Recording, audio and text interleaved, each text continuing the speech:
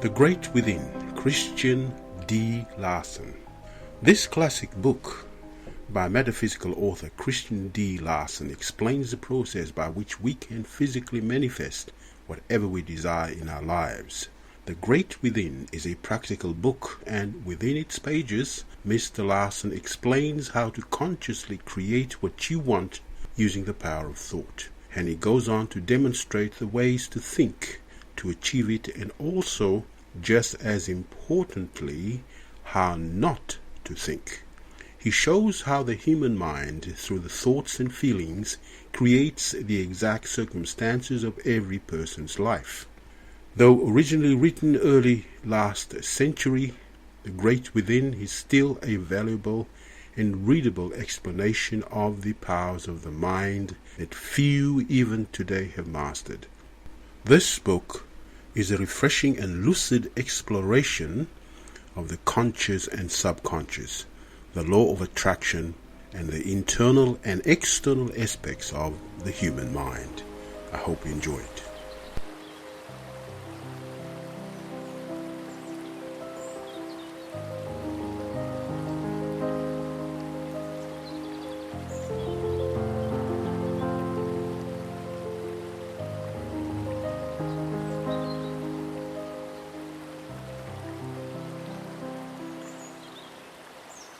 The mind of man is conscious and subconscious, objective and subjective, external and internal.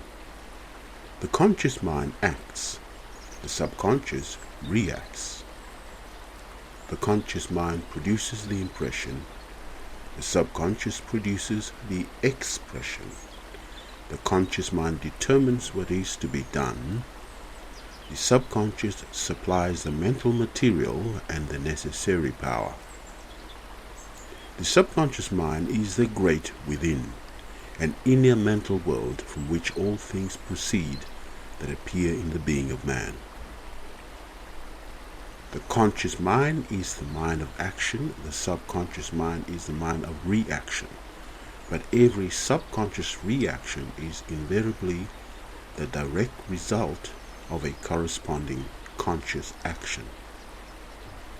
Every conscious action produces an impression upon the subconscious, and every subconscious reaction produces an expression in the personality. Everything that is expressed through the personality was first impressed upon the subconscious, and since the conscious mind may impress anything upon the subconscious, any desired expression may be secured, because the subconscious will invariably do what it is directed and impressed to do. The subconscious mind is a rich mental field. Every conscious impression is a seed sown in this field, and will bear fruit after its kind, be the seed good or otherwise. All thoughts of conviction and all deeply felt desires will impress themselves upon the subconscious and will reproduce their kind to be later expressed in the personal being of man. Every desire for power, ability, wisdom, harmony, joy, health, purity, life, greatness will impress itself upon the subconscious and will cause the thing desired to be produced in the great within. The quality and the quantity depending upon the depth of the desire and the conscious realization of the true idea conveyed by the desire. What is produced in the within will invariably come forth into expression in the personality. Therefore, by knowing how to impress the subconscious, man may give his personal self any quality desired and in any quantity desired. Personal power, physical health, mental brilliancy, remarkable ability, extraordinary talent, rare genius, these are attainments that the subconscious of every mind can readily produce and bring forth when properly directed and impressed.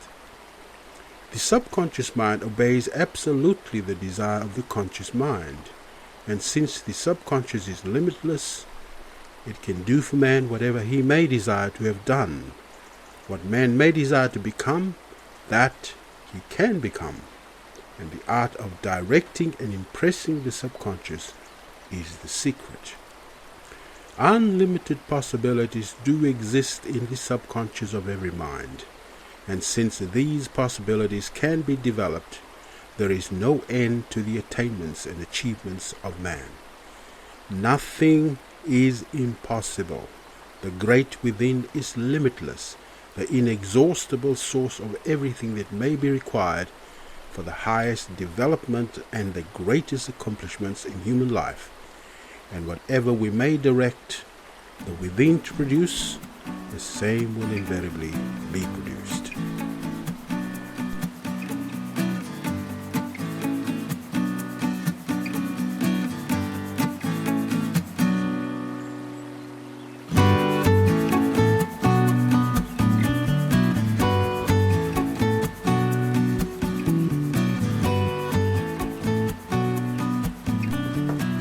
Chapter 2. Desire and Faith. To properly direct and impress the subconscious, the first essential is to realize that the subconscious mind is a finer mentality that permeates every fiber of the entire personality. Though the subconscious can be impressed most directly through the brain center, the volume of subconscious expression will increase in proportion to our conscious realization of subconscious life in every part of mind and body. To concentrate attention frequently upon the subconscious side of the entire personality will steadily awaken the great within. This will cause one to feel that a new and superior being is beginning to unfold, and with that feeling comes the conviction that unbounded power does exist in the deeper life of man. When the awakening of the subconscious is felt in every part of mind and body, one knows that anything may be attained and achieved. Doubts disappear absolutely, because to feel the limitless is to believe in the limitless. While impressing the subconscious, attention should be directed upon the inside of mind. And this is readily done while one thinks that the subconscious mentality permeates the personality as the water permeates a sponge. Think of the interior essence that permeates the exterior substance and cause all mental actions to move towards the finer mental life that lives and moves and has its being within the interior mind. This will cause the conscious action to impress itself directly upon the subconscious, and a corresponding reaction or expression will invariably follow. While directing attention upon the subconscious, the idea that is to be impressed should be clearly discerned in the mind, and an effort should be made to feel the soul of that idea. To mentally feel the soul of the idea will completely eliminate the mechanical tendency of mental action. And this is extremely important, because no mechanical action of mind can impress the subconscious. Perfect faith in the process is indispensable, and to inwardly know that results will be secured is to cause failure to become impossible. The deeper and higher the attitude of faith while subconscious is being impressed, the more deeply will the impression be made, and the deep impression not only enters the richest state of the subconscious, but always produces results. The attitude of faith takes the mind into the superior, the limitless, the soul of things, and this is precisely what is wanted. When the mind transcends the objective, it enters into the subjective, and to enter into the subjective is to impress one's ideas and desires directly, deeply, and completely upon the great within. Such impressions will invariably produce remarkable expressions, not only because they have entered more deeply into the subconscious, but also because every impression that is made in the attitude of faith is given superior quality, greater power, and higher worth. The subconscious should never be approached in the attitude of command or demand, but always in the attitude of faith and desire. Never command the subconscious to do thus or so, but desire, with a deep, strong desire, that the subconscious do what you desire to have done, and animate that desire with a faith that is positively will be done. To combine a high faith and a strong desire while impressing the subconscious is the secret through which results may invariably be secured. The subconscious should never be forcefully aroused, but should be gradually awakened and developed through such actions of mind as are deep and strong while perfectly serene. Deep thoughts on all important subjects, lofty aspirations on all occasions, and a constantly expanding consciousness will aid remarkably in awakening the great within. Whenever attention is directed upon the subconscious, an effort should be made to expand consciousness by picturing upon mind the expanding process, while the deeper feeling of thought is placing itself in touch with the universal.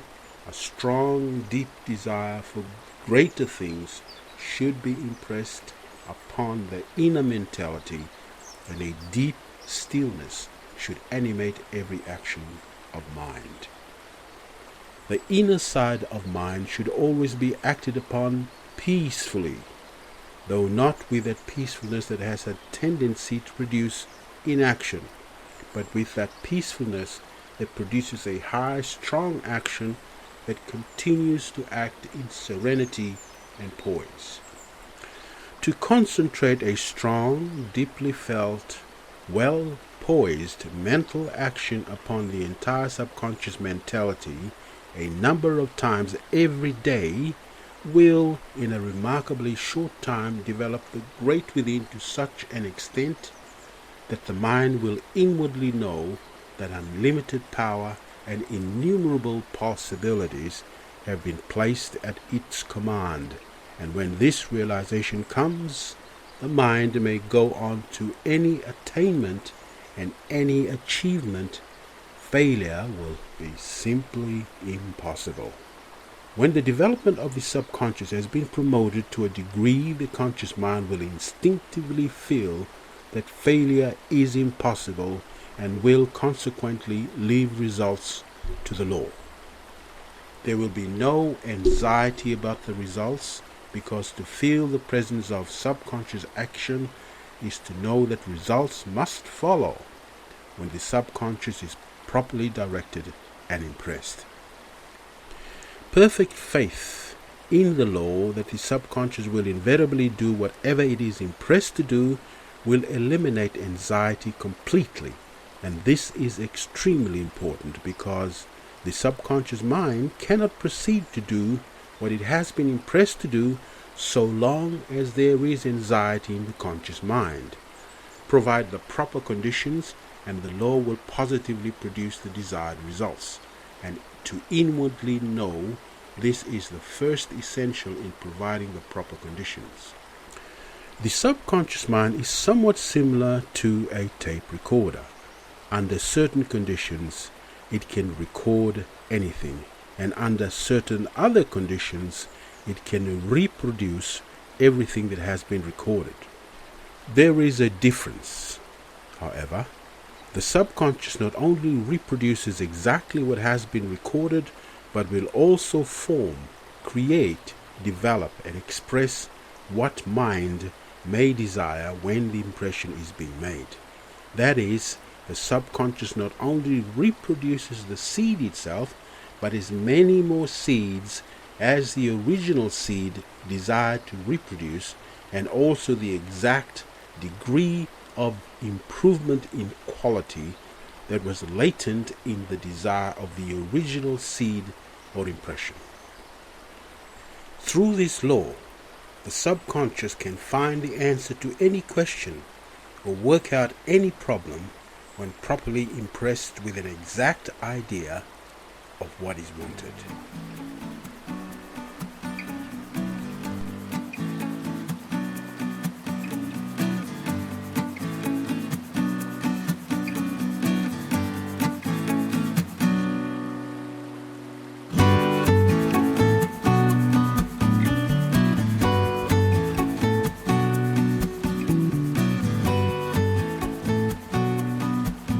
Chapter 3. Impressing the Subconscious.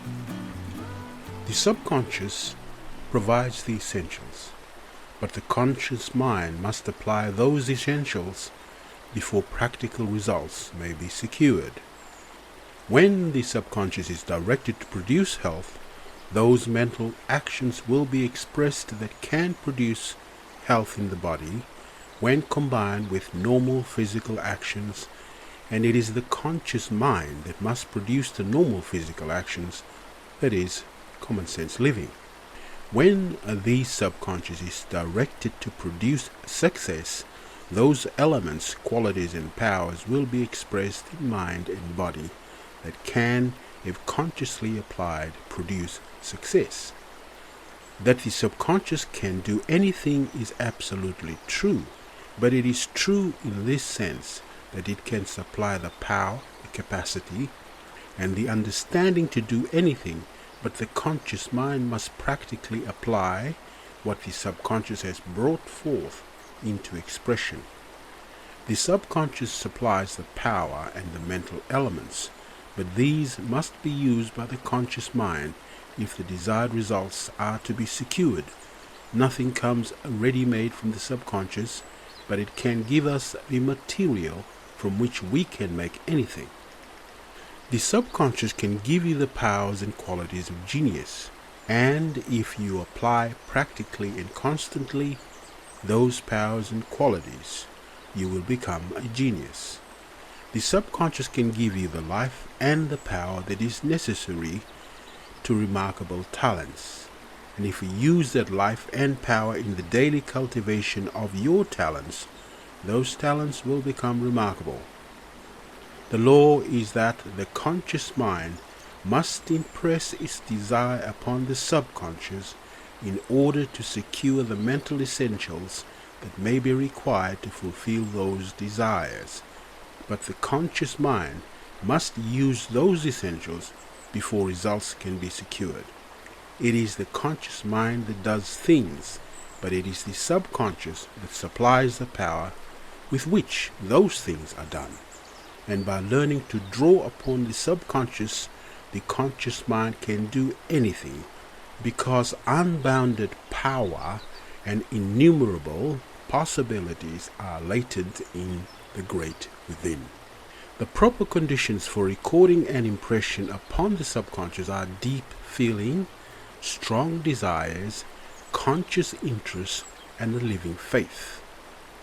When these are blended harmoniously in the conscious actions of the mind, the subconscious will be directed and impressed properly, and the desired response will invariably appear. The principal essentials, however, is deep feeling. No idea or desire can enter the subconscious unless it is deeply felt, and every idea or desire that is deeply felt will enter the subconscious of itself, whether or not we desire to have it do so. It is through this law that man is affected by his environment, surroundings and external conditions, because whenever he permits himself to be deeply impressed by that with which he may come in contact, those impressions will enter the subconscious. What enters the subconscious of any mind will become a part of that mind, and will to a degree affect the nature, the character, the qualities, the thoughts, and the actions of that mind. When the subconscious is impressed by external conditions, the impressions will be like those conditions, and as like produces like, conditions will be produced in the subconscious that are exactly like those external conditions from which the impressions came. The individual, therefore, who permits his subconscious to be indiscriminately impressed by external conditions will think and act more or less as his environments may suggest. In many respects, his life will be controlled completely by those persons and things with which he may come in contact, while in nearly all other respects his life will be greatly modified by the presence of those persons and things. The mind that does not control its feelings may be subconsciously impressed by any external actions, be that action good or otherwise, while the mind that can give deep feeling to any idea can impress any idea upon the subconscious, and as the whole of the individual life is determined by what the subconscious is directed or impressed to do, the former will become more or less like his environment, having control neither of himself nor his destiny. The latter, however, may become what he wants to become and will master both himself and his destiny. No undesirable feelings should ever be permitted, no wrong idea should ever be given any thought, nor should one ever think seriously, feelingly, or sympathetically about wrong or evil in any shape or form. To think feelingly about wrong is to impress wrong upon the subconscious. It is to sow undesirable seeds in the garden of the mind, and a harvest of weeds, sickness, trouble, and want will be the result. Good thoughts, deeply felt, will bring health, happiness, harmony, peace, power, ability, and character. Wrong thoughts, deeply felt, will bring discord, depression, fear, sickness, weakness, and failure. To properly impress the subconscious at all time, it is therefore necessary to train the mind to think only of those things that one desires to realize and express in tangible life, and what one does not wish to meet in personal experience should never be given a single moment of thought. What we mentally feel, we invariably impress upon the subconscious, and there is a tendency to mentally feel every thought that is given prolonged or serious attention. To think about that which we do not want is to impress upon the subconscious what we do not wish to impress, and as every impression produces a corresponding expression, we will thereby receive the very things we desire to avoid. It is through this law that what we fear always comes upon us, because what we fear will impress itself upon the subconscious without fail. To fear disease, failure, or trouble is to sow seeds in the subconscious field that will bring forth a harvest of disease conditions, troubled thoughts, confused mental states, and misdirected actions in mind and body. The more intense the fear, the deeper the subconscious impression, and the more we shall receive of that which we feared we should receive. Through the same law, we always receive what we continue to expect in the desire of the deep, strong faith. The more faith we have in the realization and attainment of that which has quality, superiority, and worth, the more deeply we impress the subconscious with those mental seeds that can and will bring forth the greater good that we desire. To have faith in the attainment of peace, harmony, health, power, ability, talent, and genius, while directing the subconscious to produce those things, is to cause those very things to be created within us in greater and greater measure.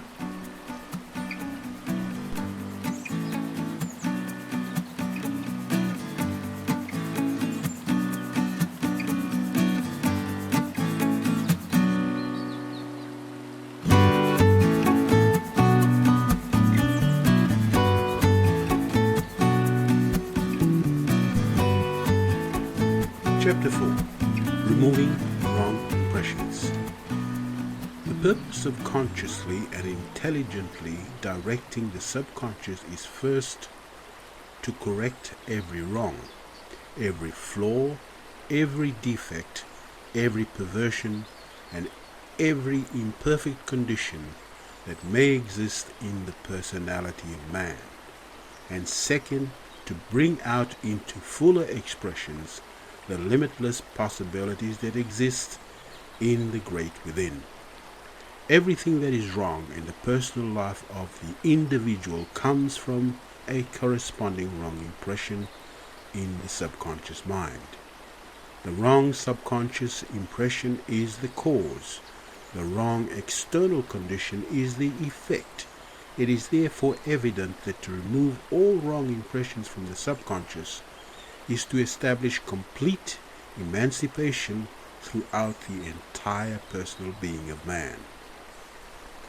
To remove any wrong impression from the subconscious, the opposite correct impression must be first made in its place. A wrong impression cannot be removed by mental force, resistance, or denial. Produce the right impression and the wrong impression will cease to exist. By training the mind to think only of that which is desired in actual realization and experience, and by deeply impressing all those thoughts and desires upon the subconscious, every undesirable impression will be removed. The cause of every flaw, defect, or perversion in the personal man will be removed, and in consequence, the flaws, defects, and perversions themselves will cease to exist. The entire subconscious field can be changed absolutely by constantly causing new and superior impressions to be formed in the great within, and every change that is brought about in the subconscious will produce a corresponding change in mind and body. There is nothing adverse in the mentality or the personality of man that cannot be corrected by causing the correct impression to be formed in the subconscious. All wrongs, flaws, or defects, whether they be hereditary or personally produced, can be removed completely through the intelligent direction of the subconscious. Every impression that is properly made in the subconscious mind will produce a corresponding expression in the personality. That is the law, and it cannot fail, but the impression must be properly made. The subconscious does not respond to mere commands, because it neither reasons nor discriminates. It does not obey what it is told to do, but what it is impressed to do. It is the idea that enters into the subconscious that determines subconscious actions. But the idea must not simply be given to the subconscious, it must enter into the subconscious.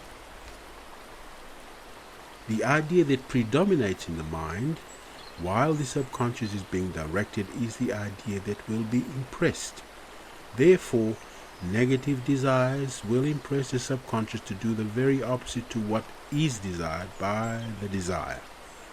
To direct the subconscious to remove sickness is to impress the idea of sickness, because the mind thinks principally of sickness at the time. In consequence, more sickness will be produced. It is not what the subconscious is directed to do, but the predominant thought that is conveyed through that direction that determines results. Therefore, the predominant thought must be identical to the final results desired. When health is desired, no thought whatever should be given to sickness. The subconscious should not be directed to remove sickness, but should be directed to produce health. The subconscious should always be directed to produce those qualities and conditions that are desired, but those conditions that are to be removed should never be mentioned in mind. adverse conditions will disappear of themselves when true conditions are established. But the mind cannot impress, create, or establish the true while attention is being concentrated upon the adverse.